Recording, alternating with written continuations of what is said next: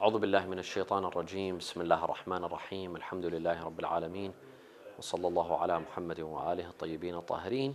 This is a short episode based on lecture number 10 of Intro to Rijal Studies. Because we had a complication, we will continue what was missing in that lecture. So what we were talking about was Tafsir al-Qummi and the problems facing Tafsir al-Qummi, in addition to the problem in the introduction. We said in the introduction, Ali ibn Ibrahim states that what I narrate here is from the reliable narrators, and we said that there's a debate on whether those reliable narrators, are they his immediate teachers, or are they all the narrators between him and the Imam. And we saw that there's a third opinion by Sayyid al-Sistani and some others that says no, it's Ali ibn Ibrahim is neither authenticating his immediate teachers, nor is he authenticating all of the narrators between him and the Imam. Rather, he's saying that I relied upon reliable scholars and reliable books. I took my narrations from those books. So those narrations, they might have some individuals that are non-reliable, but I relied upon reliable scholars and their books. I found these narrations that I have in my book in their books. So this is something that we discussed in the past lecture. And then we said there's several problems facing the text of Tafsir al-Qummi. One is that the book is a mix of two tafsirs. It's actually two books mixed in one. One is Tafsir Ali ibn Ibrahim al-Qummi, and the other is Tafsir Abil Jarud, who was a companion of Imam al-Baqir. Abil Jarud had a tafsir only by Imam al-Baqir. Tafsir Ali ibn Ibrahim is mostly by Imam al-Sadiq. What happened is that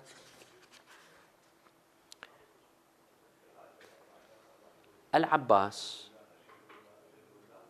Abu al-Fadl, Al-Abbas, who is a student of Ali ibn Ibrahim, he moved to Tabaristan. Tabaristan is a province in Iran. Tabaristan had a lot of Zaydis, Shi'i Zaydis, who believe in the Imamah of Zayd ibn Ali. And Abu al-Jarud was a Zaydi. He was a Zaydi. He believed in the Imamah of Zayd. Al-Abbas wanted to promote the book of his teacher, Tafsir al-Qummi. Tafsir al-Qummi was only narrations by Imam Sadiq, mostly narrations by Imam Sadiq. How can he promote this book? He thought, well, if I mix it with Tafsir Abil Jarud, who was a Zaydi, and it has the tafsir of Imam al-Baqir, I'll be able to promote my book in a better way. This is the opinion of Shaykh Agha Buzurg al-Tahrani. And so he mixed the two tafsirs together, and he published the book altogether. So the problem is that how can we discern whether these narrations are Tafsir al-Qummi or is it Tafsir Abil Jarud? And this narration, for example, so-and-so on the authority of so-and-so on the authority of so-and-so, and he makes a narration. If we wanted to benefit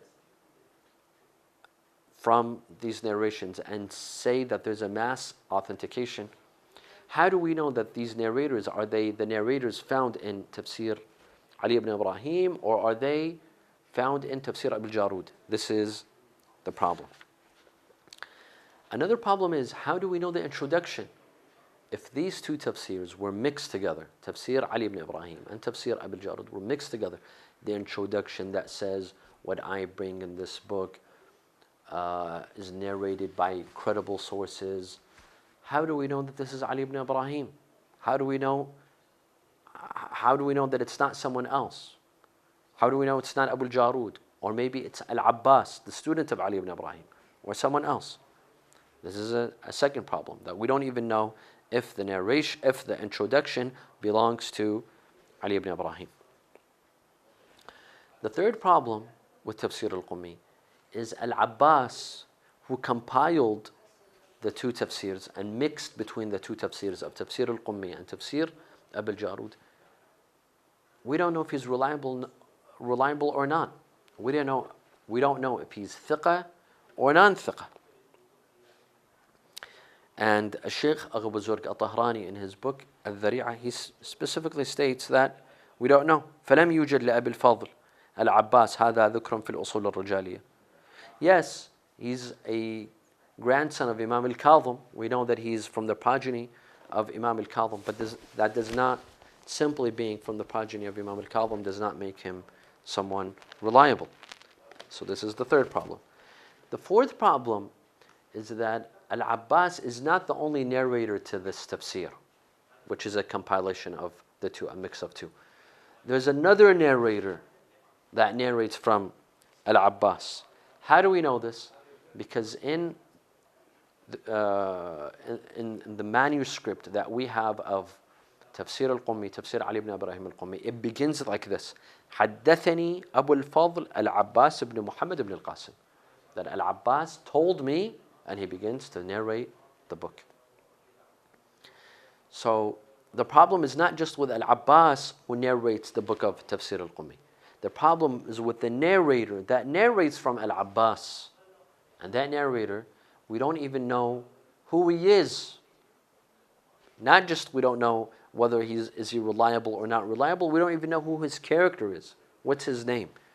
So this is another problem. So someone unknown is telling us that Al-Abbas narrated to me this tafsir. We know who Al-Abbas is, but we don't know whether he's reliable.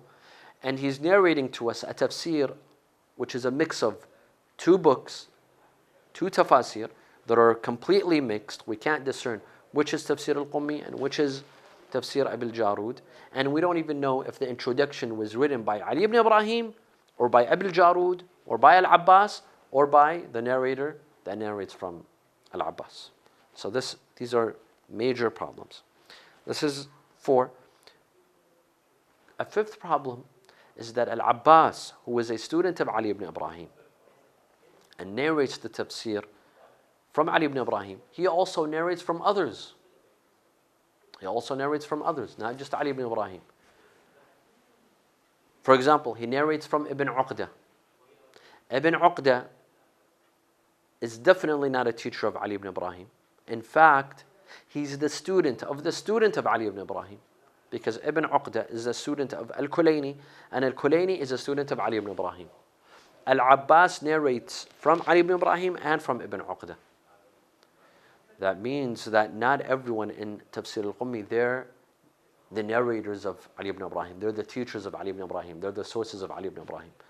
So if Ali ibn Ibrahim in the introduction says that I narrate from credible narrators and sources, but we know that some of them are non-Ali ibn Ibrahim's sources, because a person like Ibn Uqda, it's impossible for him to be a source for Ali ibn Ibrahim, because he's a student. So how could he be his source? So this is another problem. A sixth problem is that Tafsir al-Qummi, it definitely existed. Ali ibn Ibrahim had a tafsir of the Quran, and it definitely existed. And our former scholars, they narrated from this book. And their tafasir. For example, At-Tabrasi in Majma' al-Bayan, who is a former scholar, he narrates from Tafsir Ali ibn Ibrahim. But this book vanished. Or what I mean by vanished is that it wasn't very popular. There's only one or two manuscripts that reached us. And these manuscripts were found. They weren't passed down from generation to generation. And this is called al-wujada, that these manuscripts were found. When you find a manuscript, how reliable is that manuscript? It's not very reliable. It could be reliable, but you can't take it for granted that it's reliable, because when you just find the manuscript, it might have been tampered with. Maybe some narrations were inserted. Maybe some narrations were taken out. While if a manuscript is passed down from scholar to scholar, and for example, Al-Hurr al-Amili in his book Wasa'il al-Shi'a, if he tells us that Tafsir al-Qummi reached to me from hand to hand, from scholar to scholar, we'd be able to rely on it. But if Al-Hurr al-Amili just found a manuscript, a copy of Tafsir al-Qummi, if Al-Allam al-Majlisi just happened to find a manuscript of Tafsir al-Qummi, that doesn't become very reliable. And this is a general law, that any manuscript that we find, it has to have a source. And we have to know that chain of where did it come from. There has to be a link, a chain. If that chain is missing, then we have to put question marks on the manuscript. Does that mean that it's completely unreliable? No. We'd have to find clues. We'd have to find clues and evidence that it wasn't tampered with, that no one tampered with that book, no narrations were inserted in that book, in that manuscript, then we may rely on it. So simply by finding a manuscript, it doesn't mean that it's authentic. It has to go through phases. And that's the seventh problem. The seventh problem is that, and this is a major problem, and that is when we compare between the manuscript of Tafsir Ali ibn Ibrahim that we have today, between what existed in the past, and how do we know what existed in the past? For example, Al-Tabrasi in his Tafsir Majma' al-Bayan, he quotes Ali ibn Ibrahim. He quotes him extensively. And others from the formative period, they quote Ali ibn Ibrahim. How they quote him differs from what exists in the manuscript today. It differs. Not completely, but there are many changes. There are many changes. That's why we're pretty certain that the manuscript that exists today, it's a bit different from the original source. It's not the same. There are changes. Now, whether these changes were done on purpose, or was it commentaries, or was it someone trying to summarize the book, we don't exactly know. But is the manuscript that exists today of Ali ibn Ibrahim the same exact as the original that Ali ibn Ibrahim wrote? No, it's not. No. And this is the opinion of Sayyid al-Sistani, Hafidhullah, and his son Sayyid Muhammad Rida al-Sistani, and the other scholars of Rijal like Sheikh Asif Muhsini. They all have agreed that Tafsir al-Qummi that we have today is not exactly, is not very coherent, and it does not fit with the original. Not completely. It doesn't mean that everything in it is fabricated. No, maybe 50%, 60% of it is the same, but there's about 30 or 40% of it that has been changed. So, having said all of this, how can we rely on Tafsir al-Qummi? I conclude. Can we say that there's a mass authentication in Tafsir al-Qummi? No. No, that was the first question, because because Ali ibn Ibrahim, most likely, he was not saying that everything that I narrate in my book, I've relied on a reliable source. Nor is he saying that my immediate teachers are reliable sources. No, rather he's saying that what I have in my book here, in this tafsir, I've relied on reliable sources. But what's in those sources? Are those sources, all of their narrations and narrators, reliable? That's another story. And by the way, just because one narration is not reliable, it doesn't discredit its source and its book.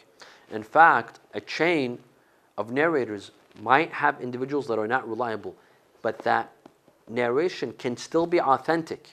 If there's other clues provided, it could still be authentic. Just because one narrator is unreliable doesn't mean it's a lie. I mean, you might have a friend that lies often, but it doesn't mean that everything he says is a lie. Sometimes he states facts, and sometimes he lies. So you have to look for clues. Just because a liar sometimes says something, it doesn't mean you have to discredit him. You have to look for clues to see if he's telling the truth or not. So most likely Ali ibn Ibrahim was saying this, that I relied upon reliable sources. But are those sources, are all of their narrations authentic or not? That's another story. In addition to the many problems facing Tafsir Ali ibn Ibrahim, and that it's a mix of two tafsirs, Tafsir Ali ibn Ibrahim and Tafsir Abil Jarud, and that Al-Abbas, the compiler of the two books, we don't know if he's reliable or not. And the one who narrates from Al-Abbas, we don't even know who he is. In addition to the fact that we don't know if he's reliable or not, we don't know is the introduction to Ali ibn Ibrahim or is it someone else's introduction.